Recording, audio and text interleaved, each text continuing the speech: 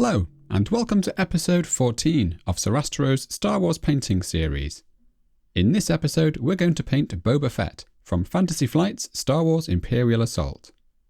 Arguably the coolest bounty hunter in the galaxy, Boba Fett is a beautifully sculpted miniature and has an interesting colour palette and a nicely worn, battle-damaged finish. Here are the steps we'll be using to bring him to life. We'll prepare and prime the miniature with a black primer. We'll then provide neat flat base colours as well as some limited dry brush work for places like the gun. We'll follow this with 5 different shades of wash to provide some depth. We'll then carefully highlight each area up to create a nice dynamic level of contrast. We'll then finish Boba Fett off with some final touches including plenty of battle damage and some subtle weathering effects. Let's jump straight in with the base colours. It's a good idea to begin by painting the gun and the metallic parts of the rocket pack, as these are areas we're going to apply a dry brush to. So I'm going to apply a dark grey base coat using an equal black and Mechanicus standard grey mix.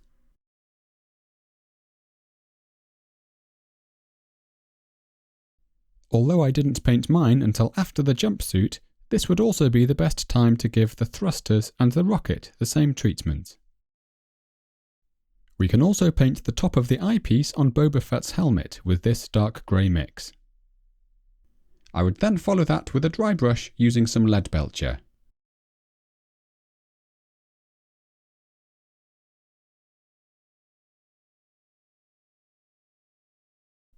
As we've yet to paint the other areas, we needn't worry about hitting them whilst we do this. With the dry brushing done, we can now paint the remaining parts of the miniature in no particular order, and I'm starting with the grey jumpsuit. For this, I'm using Celestra Grey, with just a hint of Daemonette Hide to warm the tone up slightly. Notice I tend to use a larger, older brush for mixing my colours with. As usual, with all of these base colours, we thin the paints with a little water, and apply 2 to 3 layers to achieve a strong, even tone. For the yellow shoulder and knee pads, I'm using Averland Sunset.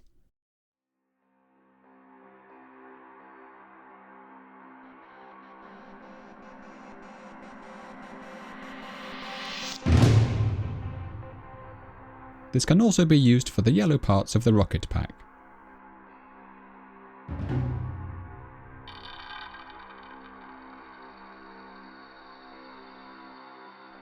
I'm also using this for the base of the arm on the side of the helmet. There are also some white sections of the rocket pack, which I'm painting with Ceramite White.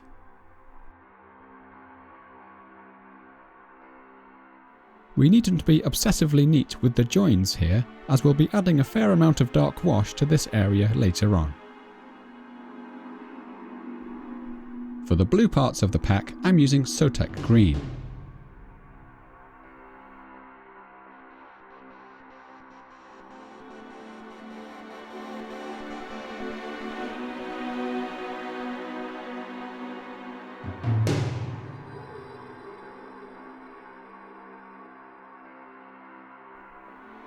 For the red parts of the armour and the rocket pack, we're using Mephiston Red but mixed with a small amount of Caliban Green to produce a darker, more muted tone.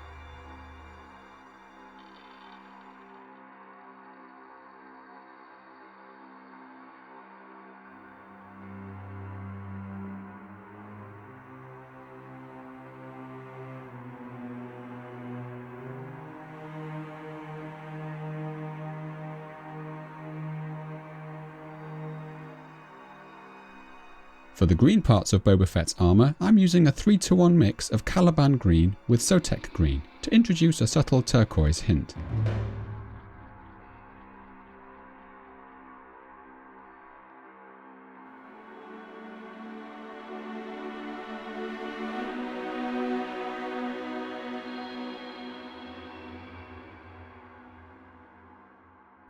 It's worth remembering that we'll be adding a fair amount of battle damage to the armour later on, which will allow us to obscure any minor mistakes.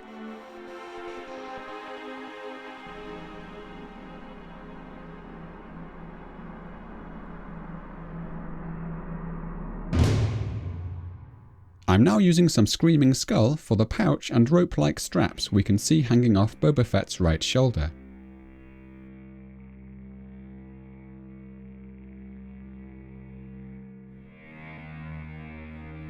It's worth trying to work quite delicately to ensure we leave a thin gap between each of the 3 strands of the rope. For the belt, I'm using some Mournfang Brown.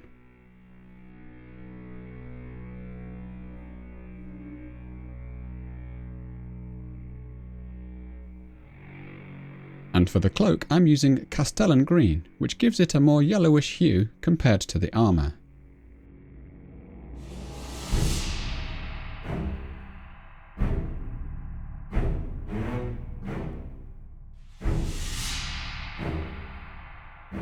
Boba Fett's shoes are quite an ambiguous colour, and I'm using a base of Stormvermin Fur mixed with a little Sotek Green in a roughly 4:1 ratio.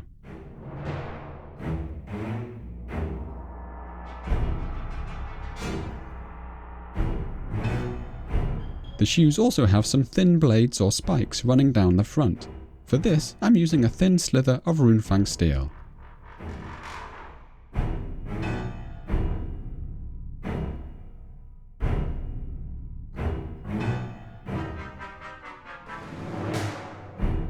Finally, there are some darker panels on the sides of the shoes, which I'm painting a dark grey, using a mix of Mechanicus Standard Grey and Black.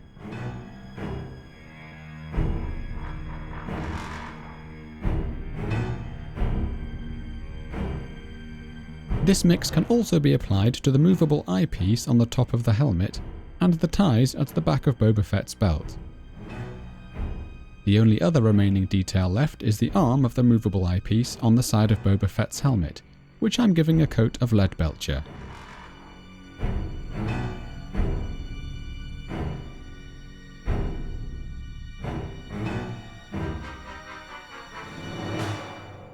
With all of the base colours neatly applied, we're ready to do some shading.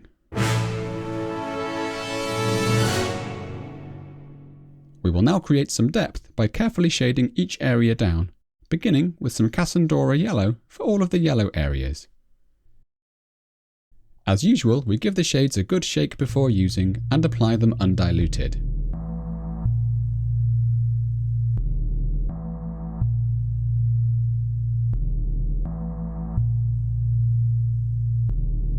It's also not a bad idea to let each shade dry before applying the next, to avoid them running into one another. For the red areas we can use Carroburg Crimson.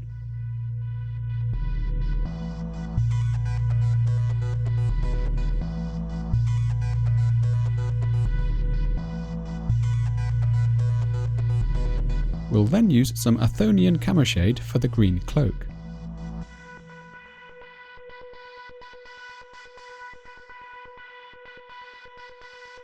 Now we're going to create an equal mix of Agrax Earthshade and Nuln Oil,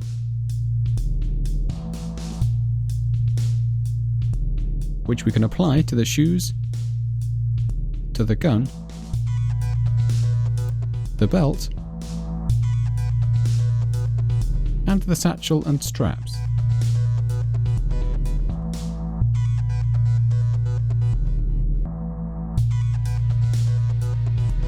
We can also apply this to all areas of the rocket pack to give it a darker, more grimy look.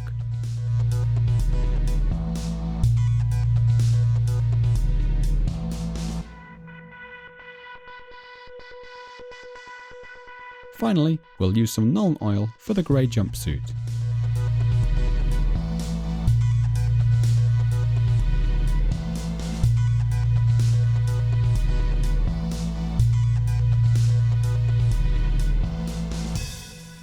Once dry, we're ready to add the highlights.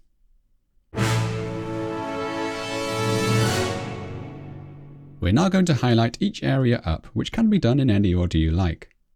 For the yellow areas, I'm using an equal mix of Averland Sunset with Yriel Yellow, thinned down enough for us to be able to build the highlights up in a couple of layers, creating smooth transitions where needed. It's quite okay for flat areas like the shoulder pads to have a flat tone. We'll be adding some interest to these areas later on when we apply some weathering.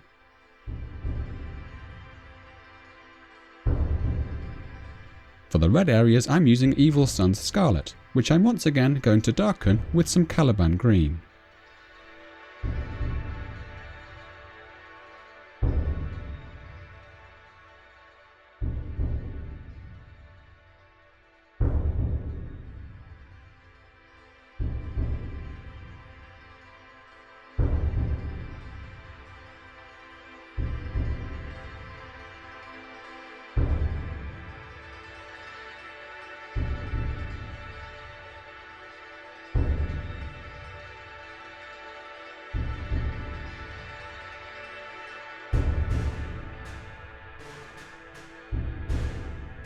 For the jumpsuit, I'm using Administratum Grey, warmed with a small amount of Emperor's Children. I've chosen Administratum Grey as it's a thinner, more opaque colour than Celestra Grey.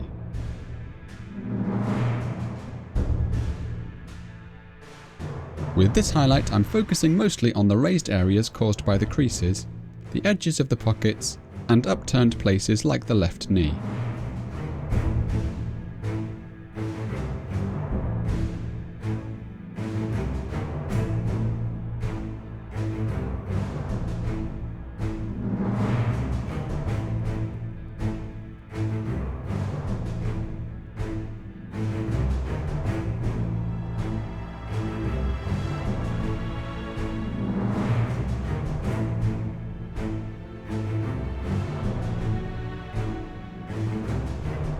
For the green cloak, I'm starting with a reapplication of Castellan Green, leaving the creases untouched.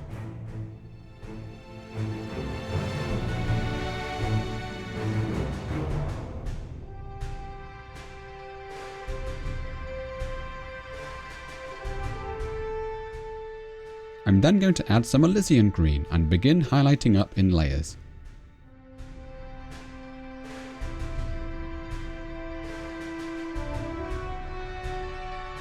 We can add additional Elysian Green in one or two more stages.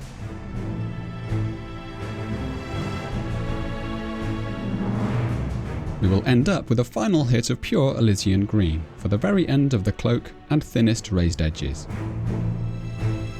Don't forget the importance of using additional thin layers covering smaller areas to create a subtle build-up in the intensity of the highlights.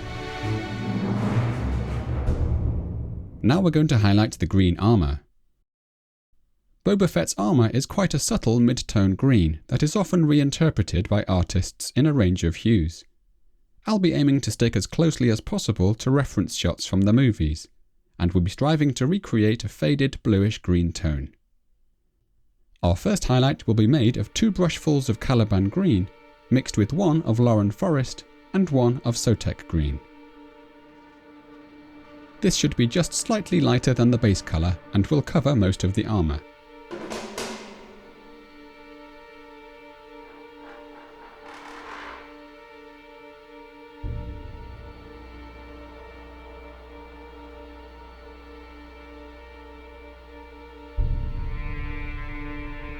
After applying 2 thin layers, we can then add another brushful of Loren Forest and around half a brushful of Sotek Green.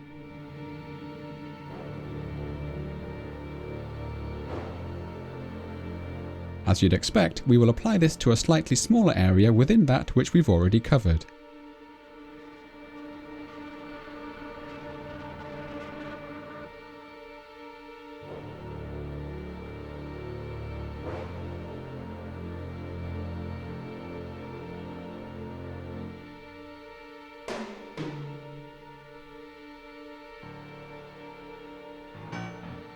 I'm now going to create a fresh mix of 2 parts Loren Forest with 1 part Sotek Green. This is the tone we're aiming for, but comparing it with the previous mix, which we can see on the left, if we feel it is too big a jump in terms of lightness, we can add some of this lighter tone to the original mix to create an intermediate tone. After applying this intermediate tone, I'm now going to apply the lighter 2-to-1 Loren Forest and Sotek Green mix.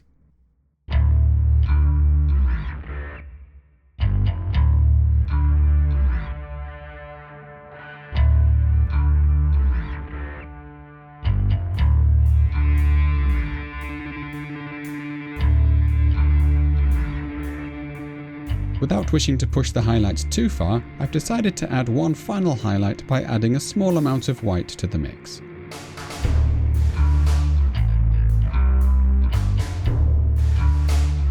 If you find your first layer of lighter tone looks a little uneven or leaves tide marks like you can see here, simply let it dry and apply a second or third layer until you get the smooth, even coverage you're after. I'm focusing this highlight on the very top of the head, but also on the lower edges of the mask to strengthen the definition. Using up to 6 separate mixes in thin layers like this should enable us to create pleasingly smooth transitions, and although we haven't quite finished with the helmet yet, we should hopefully have recreated that unique Boba Fett green. I'm now going to highlight the blue parts of the rocket pack, starting with a reapplication of Sotek Green.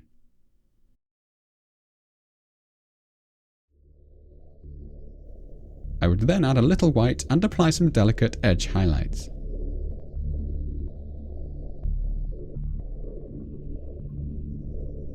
We will be applying some fairly heavy chipping to these edges later on, so I'm not too worried about being especially neat.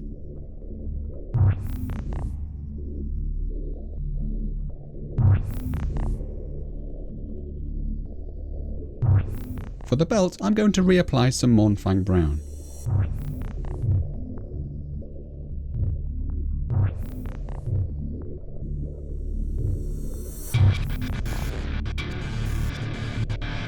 I will then add a little Screaming Skull to create a final, lighter highlight.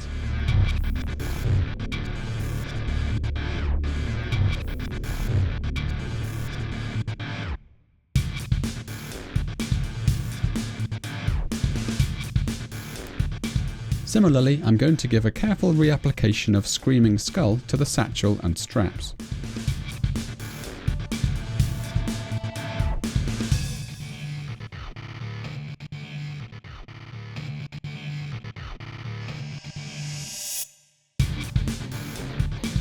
I'm then going to add some white to provide a final hit of light, mostly to the top of the straps.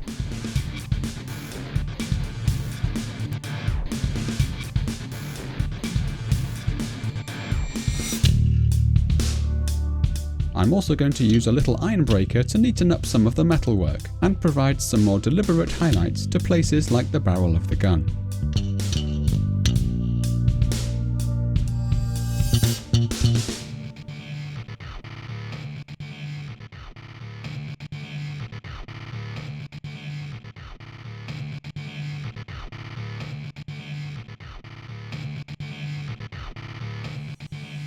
Finally, I'm giving a small stroke of Mechanicus Standard Grey to the straps at the rear of the belt.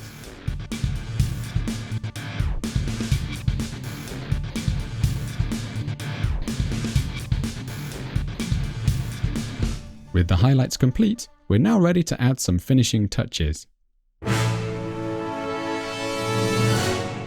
Before adding the weathering and battle damage, there's one detail that needs our attention. That's the icon on Boba Fett's left shoulder pad.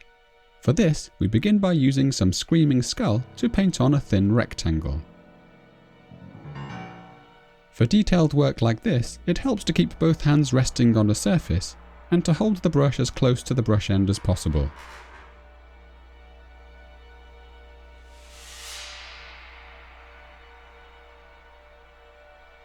We'll then use some Mephiston Red darkened with a little Caliban Green to paint on the symbol. We only need an approximation of the graphic in order for it to look effective from arm's length distance. We start with a vertical stroke down the centre of the rectangle. We then paint 2 shorter strokes either side to represent the tusks. I might then build up a little more red at the top to form the head.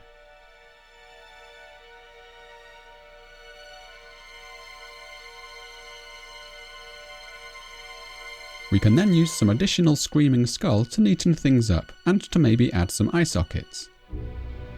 Things might not look too great on the first attempt, but a bit of patient retouching with both the red and Screaming Skull should give you something that will look fine from a normal gaming distance.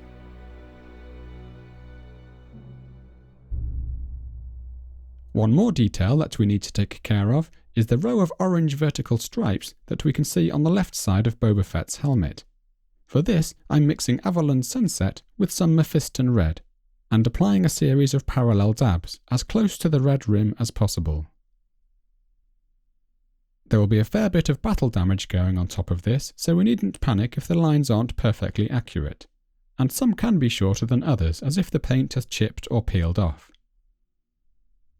If you accidentally paint any too long like I've done, we can always reapply some of the lighter green tone to correct this. Now we're going to apply some battle damage. We'll begin by marking out all of the scratches and dents with some Mechanicus Standard Grey. It's a good idea to have some reference shots handy to judge the quantity and placement of these marks.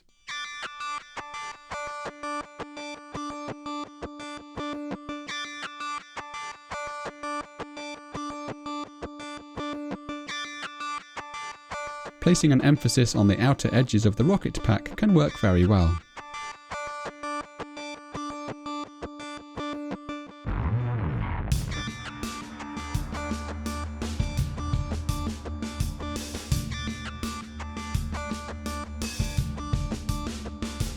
Once we're happy with our placement of the damage, we take some Iron Breaker and carefully add a slightly smaller metallic stroke roughly inside each of the grey marks.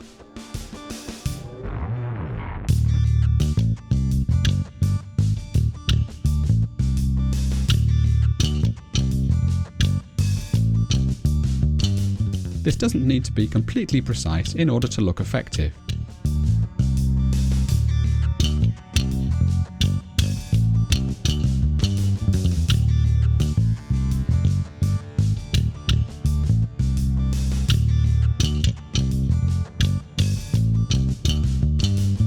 I'm also adding a few scratches to the rocket and thrusters.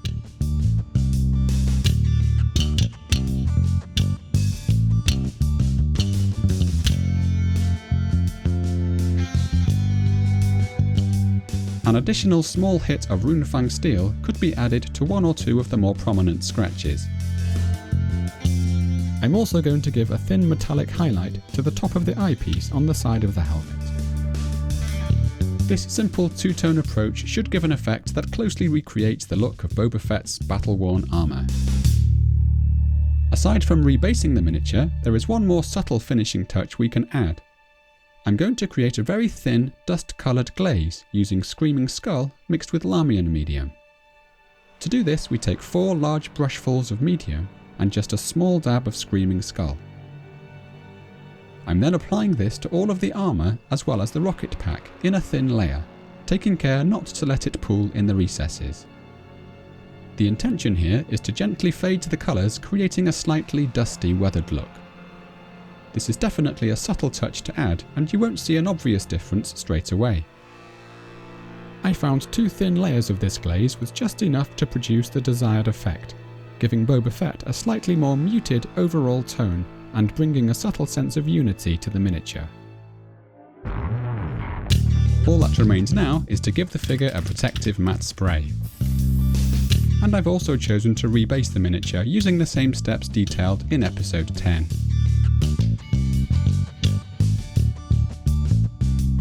And this completes Boba Fett.